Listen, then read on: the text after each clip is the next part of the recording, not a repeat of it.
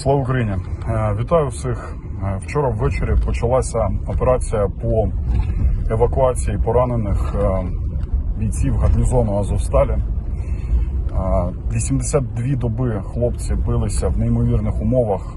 Більше 70 діб вони стримували ворога в повному оточенні при величезній чисельній перевазі ворога, при жахливих авіаційних, корабельних, артилерійських бомбардуваннях і так далі.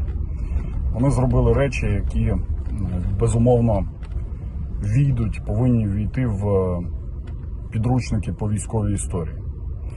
Зараз головне завдання – це спасти сталевих людей. Вони ще знадобляться, безумовно, Україні. І головне зараз не зашкодити своїми домислами, ідеями, якимись інсайдами і так далі самій операції по спасінню бійців. Тому у мене велике прохання до всіх, хто хоче поділитися думками про те, що відбувається на Азовсталі, або до тих, хто має якісь там секрети, інсайди і хоче, якому необхідно зі всім світом поділитися цими інсайдами, залиште їх при собі, як і власні думки. Через 2-3 доби, я думаю, що сам гарнізон